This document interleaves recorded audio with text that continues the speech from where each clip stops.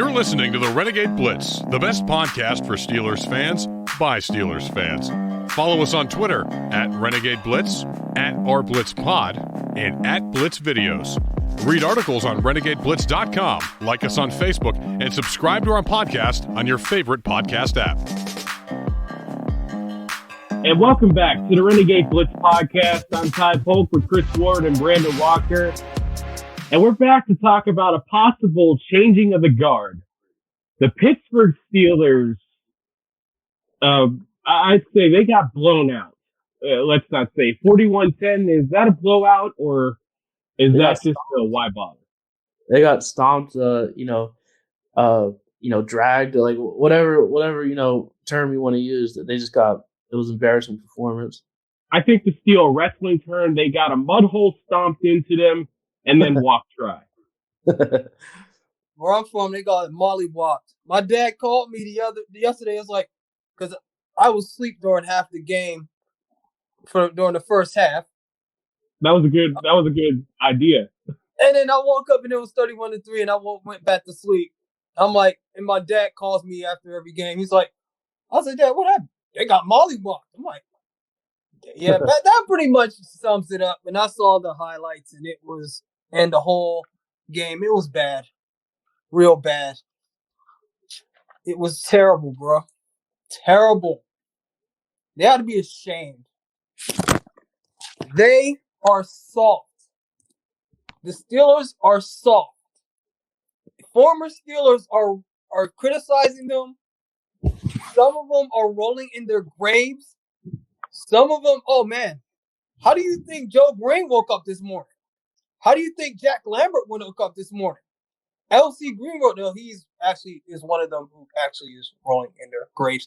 How about Jack Ham, Mel Blount, Donnie Shell, all those great Steeler players to today? I mean, the 2000s, James Harrison, Ferrier, Palomalu, Ryan Clark, Ike Taylor, Aaron Smith, Tacey Hampton, Diesel Keys. I'm gonna tell you this is a short perspective because I'm older than you guys. This is the first time yesterday I felt confident that the Bengals was gonna win if they didn't bungle it up. But this is the first time this was bungle proof against the Steelers. They lined up. They were better than them. They had more heart than them, more desire. Steelers are straight wimpy. They're sucky. They're god awful. He would use stronger words, but I gave a little bit of a directive that we cannot curse on this. We're not going to do this. We're not urinating tree. We're not going to allow that out here. We enjoyed that, but we can't do that. We gotta use this for reals eventually. But yeah, I mean, you can't say anything else. They got beat down. They got taken around the back and just whooped. That was not a Steelers performance that obviously I was the only one to pick them to win on Sunday. So this is obviously not what I expected, but this is clearly not what you guys expected out of the Steelers. Right, Chris? Yeah, I mentioned to Brandon, I think I mentioned on the podcast too, I was worried about the Steelers offensive line going up against Bengals because they invested a ton of money in that defensive line, and Hendrickson's a really good player for them. But like Tomlin mentioned after the game, they got beat badly on both sides of the line of scrimmage. And I for some reason, the Steelers, they just don't match up well against this Bengals team right now. And they just not having Joe Hayden was huge. We saw James Pierre he got targeted a lot, and he had a brutal game. T. Higgins went off. They controlled Chase, but the Bengals, they have a really deep wide receivers corps. Well, it was bad. I didn't think it would have been 41-10 or 41-3, and they got a garbage time touchdown. But it is a changing of the guard, and this is going. If they don't get their acts together, the Pittsburgh Steelers, it starts by getting rid of Old Yeller, but we'll get to him. We'll definitely get to him. And if they don't get their act, they don't get their acts together, this is going to continue for another 10 years. And this is going to be a trend. Because that Bengals team that we saw yesterday, if they do it right, they're not going nowhere. Yeah, they have a complete offense. You have Joe Mixon has always been a very underrated running back. Man, he had a career high 165 yards rushing, 2 touchdowns. That Steelers run defense is bad. Like they're one of the worst. Like they rank 31st, I believe, and they're just one of the worst in the league. And you mentioned all the past Steelers. Like you remember back then, like in the 2000s and stuff. No teams didn't even try to run the ball in the Steelers. Oh no. Now they're just getting, I know they're missing Tuitt and Alu, but that defensive line is not doing well at all. It's just Hayward and a bunch of guys really. Devin Bush can't defend the run at all. He just can't shed off blockers. And I know, Brandon, you mentioned how long are they going to put that blame on the ace? I know it's a tough injury to come back from, but how long can you make that as an excuse? Because it's not even a run issue. Like he's not even doing the little things right. It's mental, it seems too. I mean, do you think he's afraid to get injured again? I mean, I could see that. It could be the case, but at a certain point, you're a professional. You get paid. I just don't think he was all that good. He didn't impress me that much when he was in Michigan. Oh gosh. Yeah, I pointed out. I mean, I remember watching his film, and the Ohio State game really stood out because he didn't really have a lot of impact plays in that game. And, Steeler fans on Twitter, they keep on, blaming the ACL injury, which, I could understand that. But, I mean, was he really even that good to begin with? I mean, he wasn't like Parsons' rookie year. Oh, no, he was not. And Parsons was 12th overall. Bush was the 10th overall pick who the Steelers traded up for. And Kevin Colbert traded away 2 draft picks also. That's a huge investment, and they're just not getting it done with Bush right now. And I just don't think you can blame it on the ACL the whole time. Yeah, definitely. Go ahead, Ty. No, thank you guys for actually keeping up with it. That's the one good thing about Streamlabs. Even if my connection as the host fails as it did in that moment, and I am fixing that, it allows us to still continue. So that's a good thing in case anything like this happens in the future. Oh yeah, but going back to what did you guys? Bush? Yeah, that's what he's talking about. He's a bum. He sucks. He's terrible. He can't cut. Okay, can he run? Can he cover? Can he cover a tight end? He can't do anything. Did you see that video from? Because of everything he does. Did you see that video from Ben Stonium that basically had Devin Bush with the controller disconnected? And yeah, he just had like weird pauses out there, and I'm just like, I don't know. Is he? That seems like an overthinking type thing. I don't know what to say because I'm not a linebacker in the NFL.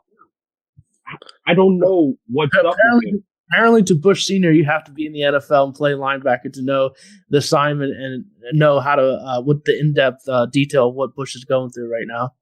Okay. Well, I didn't mean to make fun of Bush Senior, but I guess I indirectly did it because I don't know what's going on right now. I mean, I legitimately don't know what's in the mind of being a linebacker at any level.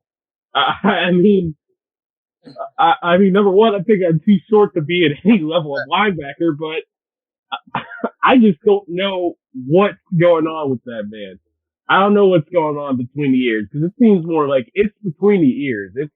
It's one thing if you don't have the athleticism anymore, but it's just that, is your head in the game? No, it's not even. No, he ain't got no heart. He's soft. He's a wimp.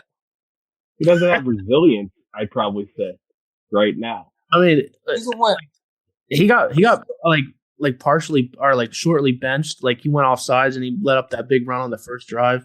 Yeah, then everyone mentioned it. As Spillane got injured, but man, if Spillane was healthy, I think they have to put Bush. I think they have to put Bush permanently on the bench because Spillane could at least defend the run, at least tackle. Bush, like you guys mentioned, he's just not doing anything good right now. He was brought in as a pass defender, basically a pass defender middle linebacker, which is so important. Yes, there's 2 middle linebackers in a 3-4, But still, that's one of the most important jobs for a middle linebacker in the 3-4. It's a different type of defense, but still, they effectively play the other outside linebacker role in the 4-3, which is pass defense. The ends basically are out there rushing, with the exception of maybe one.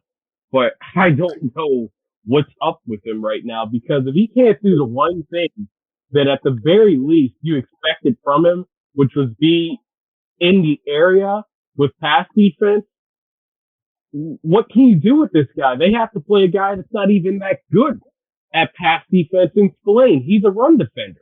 Yeah. And Schobert, I guess for what they asked for, he hasn't done exactly what they wanted, but still, it could be better. He was getting knocked off the ball a lot, too. He be getting knocked off the ball by them linemen, too. I think they'd rather have kept him in Jacksonville was going to do this, but I mean, people I've seen on Twitter, Derek Bell, Nick Faribault, a bunch of other people were saying, put a hat on Buddy Johnson.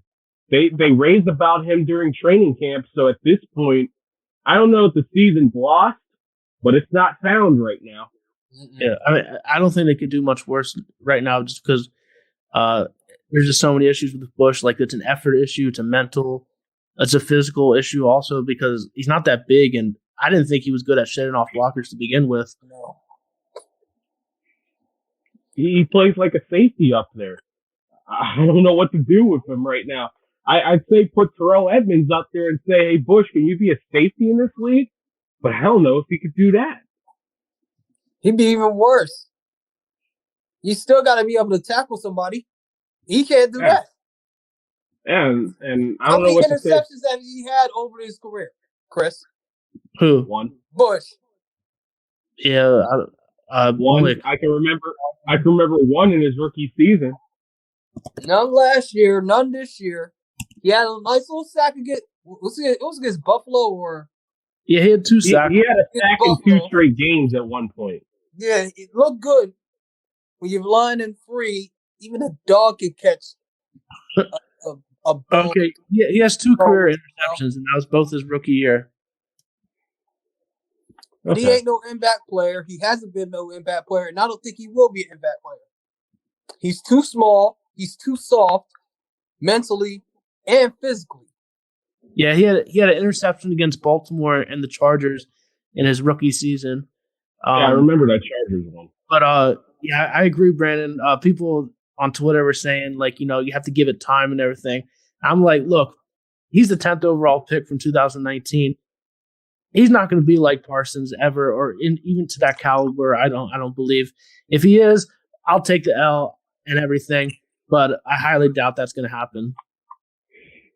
Yep. I guess he's gonna have to. It's gonna be a situation similar to Dupree. Does he want it? Does he want his money, or does he want to be known as a guy that's middling out in this league? I think he could have a role somewhere else, but right now it looks like that role probably not going to be in Pittsburgh in the future. And now let's talk about the other, I guess head case situation, and that's Chase Claypool. I mean, he had that great reception for 40 yards, but I mean, he's out there starting stuff, and they're already down 38. I don't know what to make out of this. I mean, they pride him for his character, but I question if that's one, the fact that he's Canadian, and you know the stereotypes about Canadians outside of when they're on the hockey rink, and also the other is because he went to Notre Dame. Yeah, he had a lot of mental mistakes yesterday. He had 2 drops. He had that face mask penalty where he ripped off the helmet of a Bengals defensive back. I think it was Phillips for Cincinnati. Yeah, it was Phillips. But yeah, just and then today during his media session, he talks about they need to have music at practice or something to help them practice better. I don't know. It's just a real odd situation, or type of events here with Claypool lately. And man, he always falls. It seems like when he's going up for a contested catch and everything. It's been a weird season for Claypool. He only has 1 touchdown reception this year after having 9 touchdown receptions last year, along with 2 rushing touchdowns. I don't know what's going on with Claypool. I know what's going on. He's killing my fantasy team, number one. And number two, he has regressed. And like I said, him and Johnson, Deontay Johnson, they need to see a sports psychologist. I don't know what's in their heads. Because these guys could be Pro Bowl caliber. I said Deontay Johnson could be top 5 if he wanted to. And Claypool is it's almost like, I'm not saying he's DK Metcalf type of body, but he's like next tier of that type of receiver. I'll tell you, look, Claypool. There's a little bit of cockiness involved with Claypool. I'll tell you that. After his rookie season, he did kind of get a little big headed. Yeah, he's a little cocky, little. Yeah. We're lucky. We had some directives here because I wanted to let loose. I mean, I get it. But he's cocky. He's arrogant. Yeah, exactly. He ain't proved nothing in this league. How many catches did he have in that playoff game, Chris? I know you know. I know he had a couple. That game was a bunch of garbage time catches and touchdowns.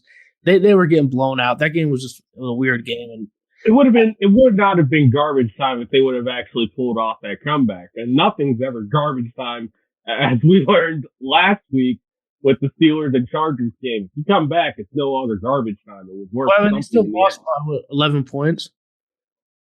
11? Yeah, they're 48-37.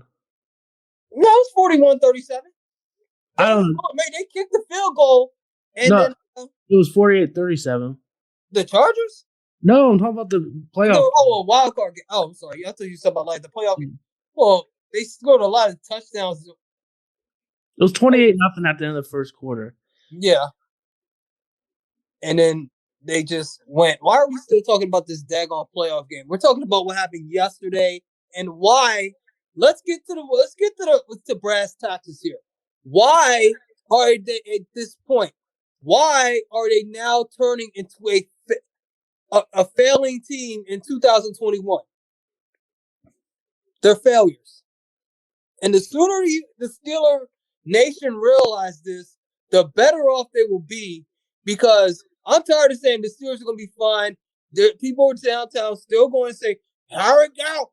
Here we go. Remember 2005? We're going to do it. In the Super Bowl, we had a bad game against the Bengals then, and we came back and went. Big Ben's going to do it again. No, they're not. This season is heading towards failure. And we want to know why.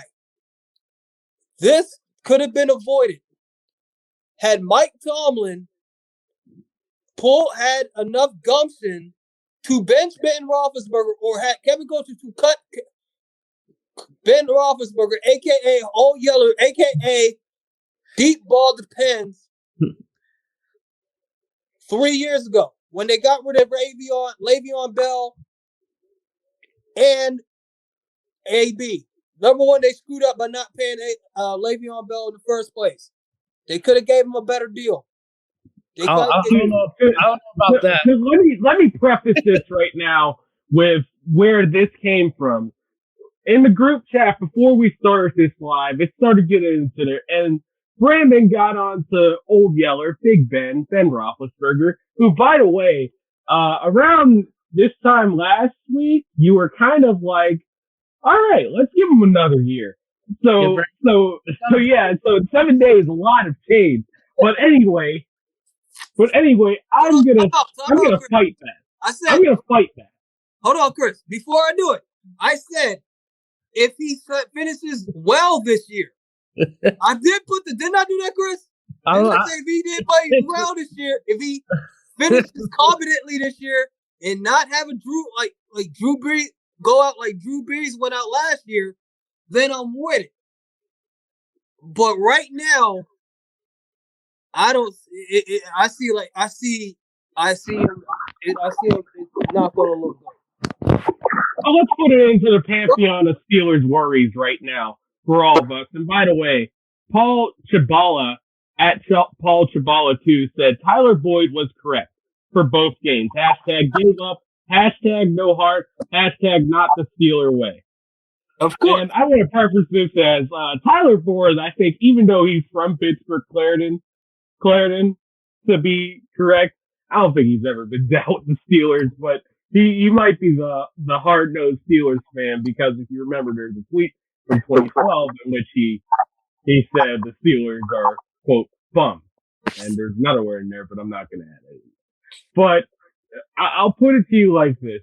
In terms of the Steelers' issues right now, I don't think Big Ben is the highest, but he's on there. If you put a top 5 in there, he's probably firmly in number 3. Yeah, I mean, the whole line doesn't help, but it certainly doesn't help, but they just got to move on. I mean, you're watching these young quarterbacks back-to-back weeks, Justin Herbert, Joe Burrow, who was throwing some dimes yesterday. I mean, they just got to move forward. I mean, Ben, he's Hall of Fame quarterback, obviously, did great things for the Steelers. Appreciate everything he's done. 18 years. It was a good ride, but, it's time to move on after this season. Definitely. Yeah, I was getting to that point though, Ty. I'm not gonna lie, you were right. But like I said, the old story of Old Yeller. They love that dog. They really did love that dog. We love Big Ben. But he got sick. And Ben is not sick, but he's old, but he's injured and everything. But you get the story. When it's time for him to take him out back to the woodshed and put him out of his misery, they did it. And Kevin Colbert, Mike Tomlin, listen to me. You got to do it. After the year. Let him try to finish out this year. If you have that false illusion that you're going to make the playoffs, having a 5-5-1 record with a minus 43 point differential, that is like a 3-18. If you think about it, that is a point differential of like a 3-8, 4-17. They just got lucky with the Bears and other botch calls, whatever. They won those games. Seahawks, the Seahawks game. No Russ. No Russ. Yes. This is not really a 5-5-1 team. This is it's a 5-5-1 team masquerading as a 3-18 for real. Now, I mean, what do you guys think down here the stretch? TJ. We have to mention TJ Watt's on the reserve COVID-19 list now. Not too sure if he's going to play on Sunday, but if he's vaccinated, he's good. If not, he's out. This is a big test for the Ravens coming to Pittsburgh. I don't know. You got 6 games left here. How do you think they're going to finish? They're going to somehow get up for a Baltimore Ravens game. That's the Steeler way. They get up for the Baltimore Ravens, and it doesn't matter how bad they are or how good they are on either side. So they'll always play those games hard. That's going to be the benchmark for them because it's like it's always is. Baltimore is the benchmark in terms of how good or how bad the Steelers team is. If they don't show up for Baltimore, that's a bad Steelers team. Yeah, we'll see. It's a bad team regardless, but still, that's a really bad team. Yeah, I think the Ravens have issues. We saw Lamar Jackson threw 4 interceptions last night, but they have a good running game, and Steelers can't stop the run lately. So that's the big concern right now. I don't know. I don't see them winning on Sunday. I could see them winning maybe 2 or 3 games still, even though they looked terrible like yesterday. So I think the ceiling right now is like 8-1, really, to be honest. I look at the point differential. I always look at that, and I don't know. Do you think they'll lose out and like? I don't think they'll lose out. I think they're very capable of absolutely failing. For some reason, the Steelers are always primed to being somewhere between the intermediary between a winning and a losing season, and this season proves it more than anything else. This team is just incapable of outright tanking, and it has to be a legendary botch job like in 2003 for the Steelers to ever get that way. I'll say 7-9-1. Okay. I think they'll find a way to beat Cleveland here. Maybe they beat Minnesota. Maybe. No, it's tough on Thursday nights. Are hard on the road for road teams. Tennessee maybe at home, but I don't trust Minnesota at all. I mean, you maybe get Minnesota. I want to say 6-10-1, but I'll give them 7-9-1. Yeah, I agree. They'll find a way. couple more games they'll win, I think. They might win a couple more. No playoffs, obviously, though. This team is just, that's long gone. I mean, I think the best look for this situation is if they. So I think they're going to beat Minnesota. I've always put that in there, and I'm not going to change it. They split with Baltimore, and they somehow find a way to sweep Cleveland. But I don't. That's really the 3 wins that I could see coming off the docket right now. And even then, those aren't gimmies. Nothing's a gimme anymore with this team. Oh no. But I want to talk about this because this was an interesting thing brought up during the last week that I think is just sick by a lot of Steelers fans. They have their best intentions. They want to have a good team out there, and it's clear that this team misses Stephon Tuitt out there. So people are out here trying to get more information about Stephon Tuitt, and he's dealing with a knee injury, and of course his brother died. So we don't know what's going on. The Steelers have been hush-hush.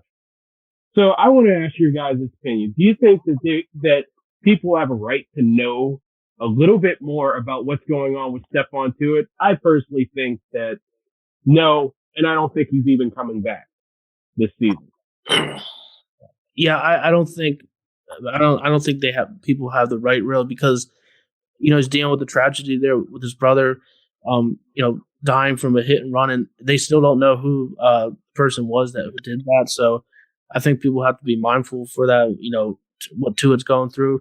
And he also had knee surgery in September. So I don't really know the recovery time for that, but I agree with Ty. I can't see him coming back this year. I mean, I know even before the season started, Mark Cavalli, one of his bold predictions was that Tuitt wasn't going to be back until December. So I don't know if he'll be back this season. I pray for his family, Tuitt. Stephon Tuitt. Hopefully he's feeling it'll get better with time. I think that you should not us as journalists think we are entitled to get into their personal lives and their personal stories about what's going on with them. And then on top of that, he's injuries. We gotta remember they're people too. They breathe, eat, sleep, have emotions just like everybody else.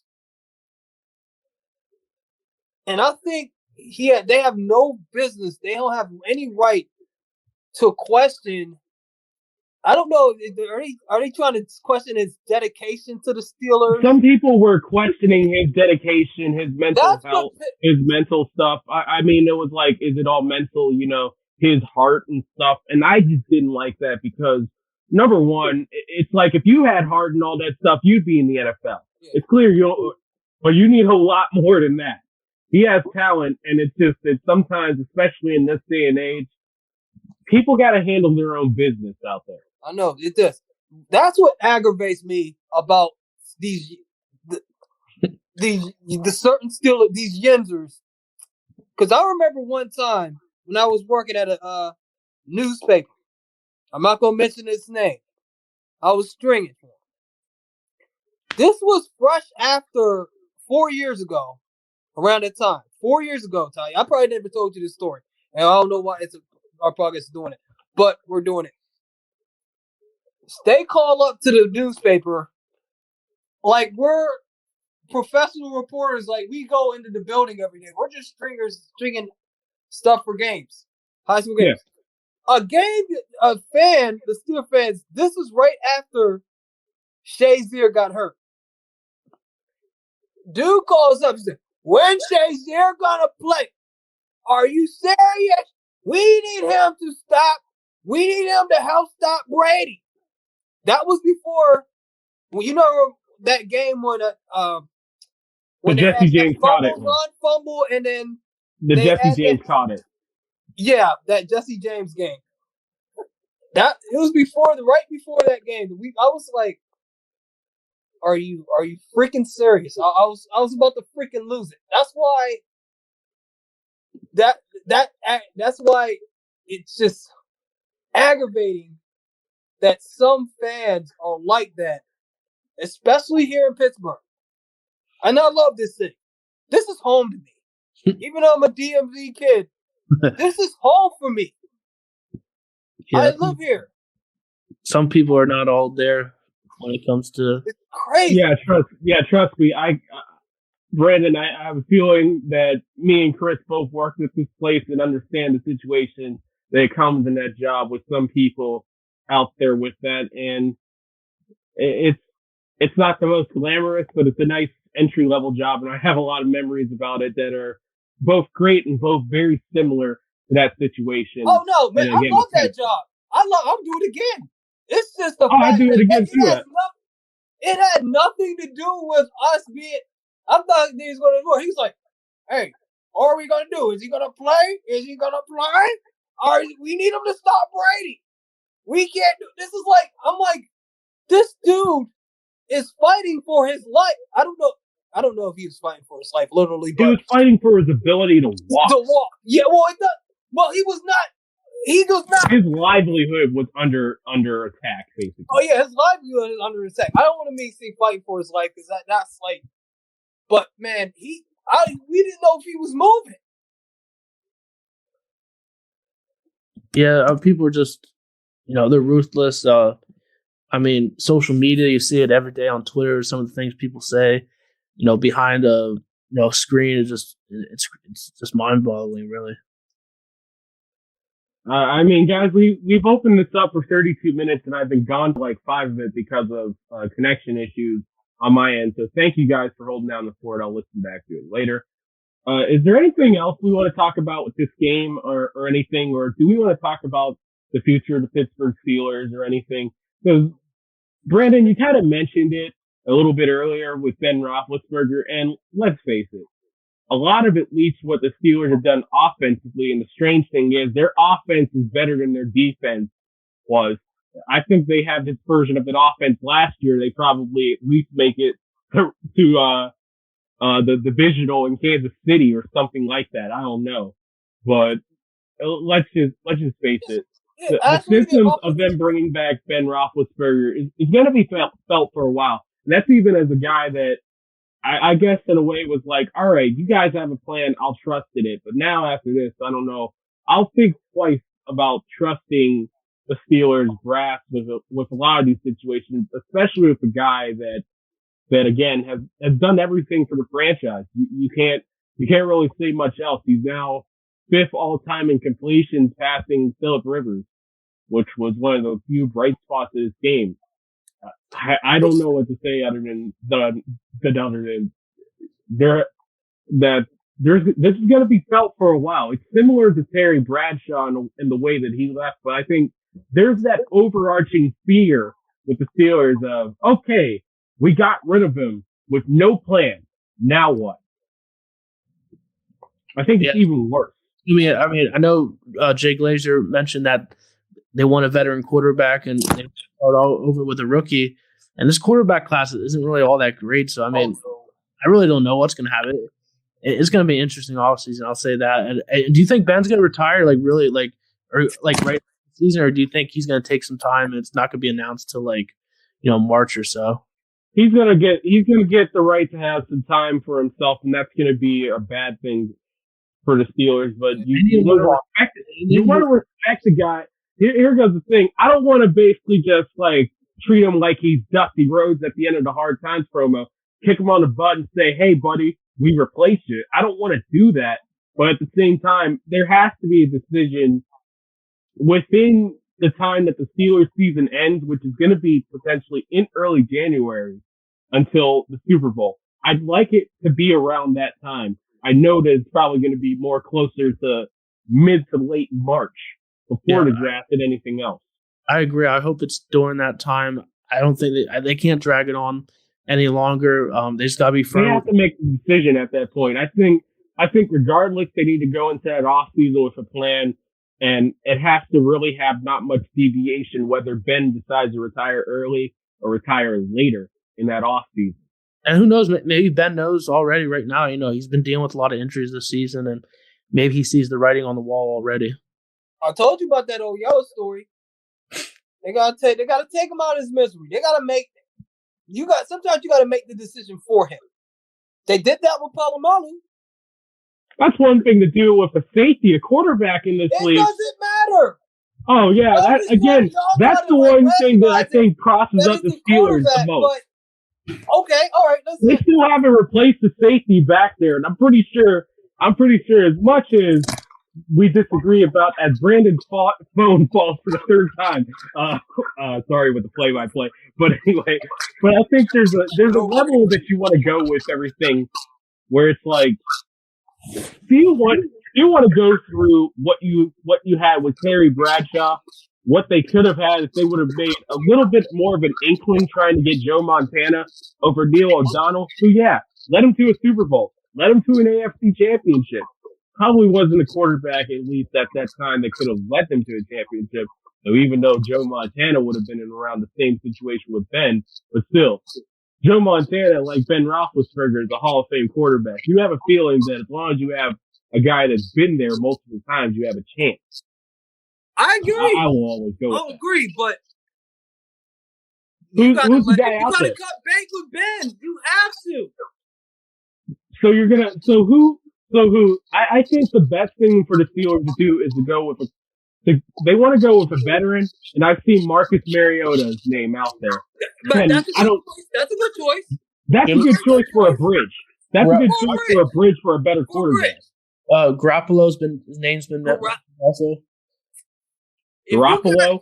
I even put out Matt Ryan once, but that's not a mobile quarterback, but neither is Garoppolo. Garoppolo can move a little bit. Yeah, he does those play action bootlegs. Yeah, which I guess in the basis of Matt Canada's system is probably all he needs. But yeah, I think that makes sense. Garoppolo has the one thing that even Ben doesn't really have, and that's a serious knee injury. So the question is, will that affect him? I guess not at this point, but that's just something that I want to throw out there just so people know. But do you think they get the big names at all, or do you think they'll get close? They're not. I don't think they get the big names unless they're willing to drop significant draft capital, which goes away from potentially creating an offensive line, which is one, what Aaron Rodgers wants, and two, what Russell Wilson definitely wants, because while he's been able to run forever out there in Seattle, I don't know if he wants to do that anywhere else. Yeah, but we're not getting a big name. You get somebody like a Mariota. You don't have to draft the quarterback in the first round. You can draft it in the second round. Who's not to say that the quarterback that they want? Because a lot of people are saying like quarterbacks, at least in this draft, are probably late first, better off. But the Lions are going to need someone, so that's obviously going to kick the tires on someone early. And I know that every University of Pittsburgh fan that's also a Steelers fan, or at least with any inkling inside the city of Pittsburgh for any other college, wants Kenny Pickett. And there's a lot of people that have a lot of. I like him, but I'm also like a realist in there, and it's like I would like him if in a perfect world they would have Mariota and Pickett as a successor. I'd even go. I'm about to say something that's just downright mental, but if it came down to it, if Ben came back, that's hurting so much. I'm not even gonna say that. That's dumb. But yeah, I don't want it. But it's just like at the same time with these quarterbacks, and if they strike out, and then Ben decides, "Hey guys, I'm back." No, that would be a nightmare. That would be an absolute nightmare, but I don't want to put that out there either. So where do you think Pickett's going? I think he's going to be drafted. Oh my God! Never mind. I'm sorry. I do it. I think he's going to Pickett is going to play for. I think he gets a second round. I think he gets a second round grade, but he might play himself into the first round with a really good Senior Bowl and a pretty good combine. But it really depends on a lot of what he does if they make it when they get to the ACC championship game, and also what he does in the bowl game or bowl games if they somehow manage to sneak into the college football playoff. Very unlikely, but still. But then again, they have about as much of a chance right now as the Steelers have, according to ESPN's Football Power Index. It says the Steelers have a 9.7% chance of making it to the playoff. You said, Chris, you said what team is he going to go on? No, I meant which round or whatever. High second. High second, no doubt. I'd be perfectly fine with him in high second. However, who do I always compare him to? I don't know. I never heard your comp to him. Yeah, what's your comparison? I always said it. Kirk Cousins. Oh, okay. Somebody who's not a high draft pick, can play right away, I think he's an upper tier. I think he's a souped up version of Kirk Cousins. I would say that. Yeah, I mean, he's been great this year. I mean, but he's like a fifth-year senior. It's really only his true great year. So, like, I would be cautious towards Pickett, to be honest. He had 26 touchdowns in 2 years, and now he's broken the threshold and made it to 40. He's the best ACC quarterback they've had in terms of statistics in a while, and that's when you have guys like Trevor Lawrence, Jameis Winston. Heck, even EJ Manuel was pretty good whenever he was at Florida State. And then you have to add in a bunch of other guys as well. Deshaun Watson. And isn't this a weak year for the ACC? Oh yeah, because it's a stronger overall conference, but because Clemson is bad, naturally everybody thinks the ACC is bad. Oh, okay. Yeah, it's a good conference, but it's not as strong as what it is because Clemson's not there. They was expecting Clemson, Miami, my Seminoles to do well. They haven't. So it's Seminoles haven't done well in a while. Pitt. Those are the teams that are coming through, and Pitt's going to be playing, I guess, in the Front Bowl. They're saying the Peach Bowl potentially. Well, it's going to be one of them bowl games. They're getting into New Year's Six if they win this, and they've been looking at Notre Dame a lot. Ooh. Notre Dame in Georgia at Mercedes-Benz. Yeah, in Georgia. Yeah, the Peach Bowl. Okay, against Notre Dame. I saw it was Ole Miss. Maybe Ole Miss.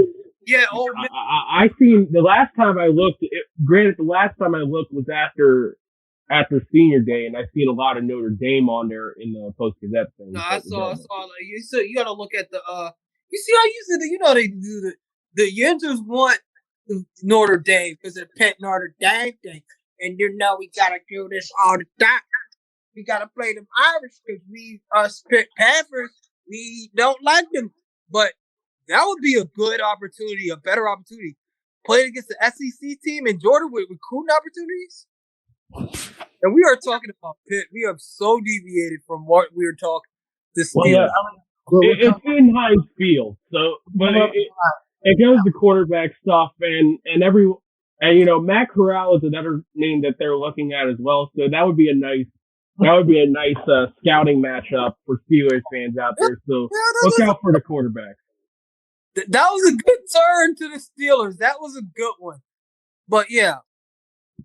I mean, they had Sam Howell a few weeks ago, so that was another early radar for the Steelers. But of course, yeah. No. I don't know. He might use his COVID year and pull a pick it himself. Who knows? No. They all got the COVID year. No. We're coming up on that 45 minutes, so let's try to wrap it up here. Yeah, we'll try to. Tell you what, we'll keep it going to 50 or something like that because we have to cut a minute anyway. So coming up next is the Ravens, and we're gonna have a reporter out there. It might be Jameson Hensley. It might be Adrian Charchalis like last year. We might get someone new, but I know, Chris, you've been hard at work looking for someone out there. Yeah, I'm looking right now. We should have somebody we'll know by at least tomorrow, probably. Yeah, it's going to be exciting to talk about the Ravens because, again, they've had that the Pittsburgh Steelers 2017 Memorial season in which they've been able to escaped by the skin of their teeth. And of course, with that last game with Lamar Jackson throwing 4 picks against the Browns, and with Mika Fitzpatrick coming back into the fold, you never know.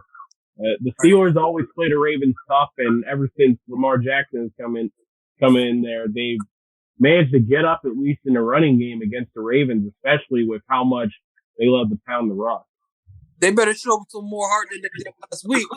That's for sure. Oh, no doubt. So, yeah, because Ryan Clark was heartbroken, angry, violent. He sounded violent. It was bad. And then like Chris Polk was talking about your boy, your buddy. You keep on calling him your boy. It's like he's not my boy. Remember, I like Michigan State, not Michigan, but shout out to Michigan for beating Ohio State. Sarcasm.